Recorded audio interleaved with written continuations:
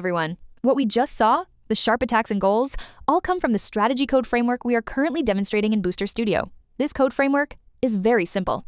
Even if you only have a beginner level of Python, within this framework, you can quickly develop a robot soccer strategy and compete against others. How simple is it? Let me walk you through it. Let's open this SRC source code directory. We can see there are only a couple of folders here and 3 Python files. The complex low-level tasks of receiving information and sending commands have already been packaged up for you and placed in these 2 folders. You don't need to worry about them, no need to open them, no need to bother. You only need to pay attention to the SRC folder and these 3 Python files under it: main, py, param, py, and player, py. Once you understand these 3 Python files and modify a few of their functions, you can go out and play the match. Let's look at these 3 files one by one. First, let's go into main.py. Main.py is the entry point of the entire strategy. The whole strategy is driven by a state machine. A robot soccer simulation match may look quite complex, but in fact, we can abstract the entire match, its ever-changing process, down into a few match states. We have defined them here. It could be normal, where the ball is just moving normally, the normal phase where everyone is contesting. It could be our team taking a kickoff, the opponent taking a kickoff, our team taking a set piece, the opponent taking a set piece, and the ready phase and the stop phase. Simply put, from the very first second of the match to the last, every single second of play must be in one of the 7 states we listed here. So as long as we design strategies for each of these 7 phases, throughout the whole match, our robots will all have very clear objectives and be able to execute our strategy. Let's keep looking. How is this phase used? We can quickly scroll down to the core of the strategy, this Soccer Sim Agent class's play method in this class. This is the most frequently used function in the whole strategy. Now, this function is called during the match dozens of times per second. This function uses the context, the on-field situation, to issue commands to all the players. The way commands are issued is exactly through the phases we defined earlier. Let's look at this group of if statements. These if statements, there are 1, 2, 3, 4, 5, 6, 7 branches in total. They correspond exactly to the phase definitions we mentioned. The 7 phases map to these 7 branches. Let's look at the first one. If the current phase is normal, it runs a function called act normal. And next, if it's our kickoff phase, we uniformly follow the logic in the act, our kickoff function, in this function to execute the strategy, and so on. All 7 branches are like this. Isn't it very intuitive and simple? In the outline, scrolling down, you should see it very clearly. Here it provides 7 methods, all in the main.py file. Some students may ask, why is there an extra line here? Clear, normal, sticky. This function is to help you handle the cross-frame strategies you might write. What is a cross-frame strategy? It means when I make a decision this second, I can rely not only on the current situation, but also refer to the strategy we chose before, the previous situation. We can store all the previous information we need into this store, combined with the current on-field context and the available players on the field. The 3 parameters, store, context, and active, don't we now have the basic inputs for making decisions in every state? We refer to the current on-field situation, the currently available players, and the previous strategy history that affects this decision. These 3 can support the decision-making for every phase. You see, each phase basically is an act function paired with these 3 parameters. Some have fewer, like not including the previous state. For example, when the opponent takes a kickoff, we may not need to consider the previous state. We just need to take our positions and act. This is the core of the whole strategy framework. It's just this simple. 7 if statements express all on-field possibilities clearly. So next, let's go into a function to look at act normal. After clicking, scrolling down the screen, we see the act normal function. This function is not long either, right? In total, it's less than 20 lines of code. Let's see what act normal does. The act normal function and the other functions actually do very similar things. They simply assign a specific command to all available players based on the field situation. So no matter how you rewrite this function in the future, you must clearly give every executable player here a concrete command. For act normal, the commands given here are attack, guard, and support, 3 commands. As for how to find the best attacker, that's what the code above solves. How to find the best guard, goalkeeper, is solved by this line of code. Let's look at them one by one. When we select the attacker, we call a method select closest attacker. This method uses the field situation, context, the selectable players, and the attacker chosen in our previous strategy. These 3 factors work together to give us the most suitable attacker. Finally, we have the attacker perform the attack action. Guard is similar. As the goalkeeper role, it's less critical than the attacker, so after assigning the attacker, we then assign the goalkeeper. In extreme cases, we may have already had 2 players sent off, but we still prioritize having someone as attacker. And if there are other unassigned players, we use REST to find these unassigned players, pick the most suitable one as goalkeeper, and have them execute the guard command, and so on. If there are still players left, we have them execute the support command.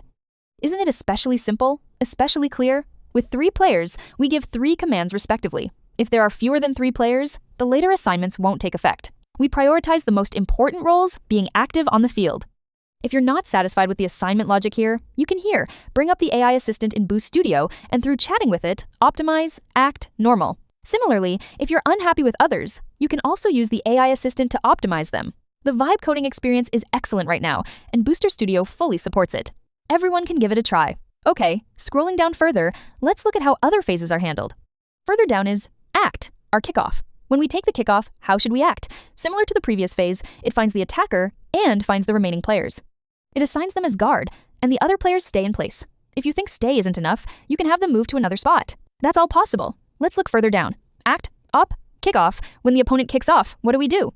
Right, all the players follow the positioning logic to move to their specific positions. These positions are also freely editable by you. Further down is act, hour, set, play, which is how we act when taking a set piece. This framework is impressive. It has categorized our set pieces for us. Throw, in is the throw in. Corner, kick is the corner kick. Goal, kick is the goal kick.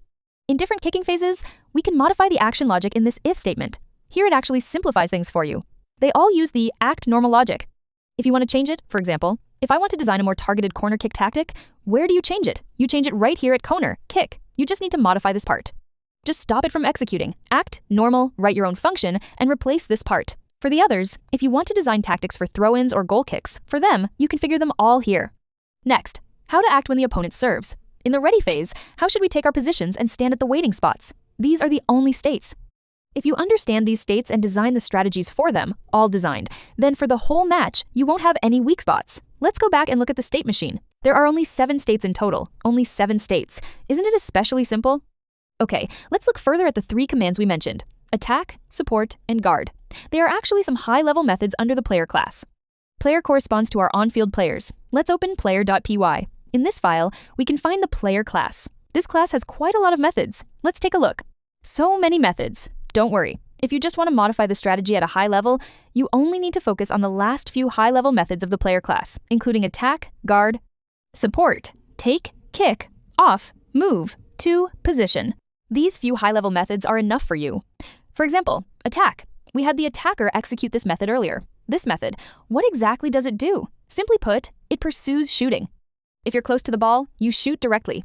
If you're a bit far from the ball, you move to the side of the ball, then shoot. See this if statement? Isn't it especially simple? If you're not beside the ball, you use the walk to method. Walk to where? Behind the ball, you move behind the ball to shoot. Right, very simple. Further down, let's look at guard. Guard stands in the center of the small penalty area on standby to act as a block. Here, we have a few things to calculate. First, which exact position we need to move to, left or right side of the small box, facing the ball or facing the opponent's goal. These are all choices we can make. But anyway, it all ends with a walk to, which is easy to understand, right? Move to a specific place, face a specific direction, and it's done. The guard method we mentioned. If you think this method is too simple and want to optimize it, it's simple. Just change the action logic inside this function. Support is very similar to guard. It doesn't stand at your own goal. It stands on the line between the ball and the center of your own goal. The calculation here is a bit more complex, but don't worry about it. Our Booster Studio gives you the AI assistant. You can directly put this into the AI assistant and have it help you modify it. That's all. So, observing at the end, this method ultimately lands on move to position, moving to a specific position to block and defend. Further down, there's the take, kick off method, which we call when taking a set piece. Our set piece taker, how does he calculate his attacking direction? After calculating it, once the kick target is computed, we still use the attack command to proceed. Remember what attack is? It's chasing the ball and shooting. If you're far from the ball, go to the ball first. If you're already beside it, shoot directly. Finally, move to position. This moves the player to a specific position. As for how the player gets there, what obstacles to avoid along the way, if you only adjust the high-level methods, you don't need any of this. This framework also handles the obstacle avoidance and path planning for you. 2. Move to position. You just tell it the target, and it moves to the position, moves to a specific position. You don't need to worry about the details. Of course, if someone thinks they want to make finer adjustments at a lower level, more detailed, to plan the movement route, then you can further find the walk to method under player and modify the walk to action logic. We see inside walk, too, there are some extra logic, such as obstacle avoidance. It's slightly a bit complex, but with the AI assistant in our Booster Studio, I believe everyone can understand it fairly quickly. Logically, it's not complex. If there's an obstacle ahead, we find a route to go around it. I won't explain each line of code here one by one. In summary, in this strategy framework, you only need to focus on the two Python files, main and player. That's basically enough. If you want to adjust the behavior logic of different phases, go into main and find the state machine and modify this bunch of if statements. If you want to adjust each player, their behavior, logic, and actions, you can go into the player file, find the actions under the player class, and adjust the logic. Finally, to help the lazier students who want to adjust quickly, I've extracted the relevant parameters into this param.py file. It includes the parameter values that might be used in main and player. You can adjust these parameter values directly in param.py. Here, it's also very thoughtfully written the meaning of each parameter next to the parameter for you, clear at a glance. I believe as long as you look carefully, you'll know what each parameter means. Next, you just modify the parameters, go into the simulation environment to test, and gradually find the best parameters. Okay, that's the main content of this lesson. We introduced an extremely simple 3v3 simulation match strategy framework. In this framework, we only need to modify the two files main and player to complete the entire strategy design. I hope this helps everyone. See you in the next lesson.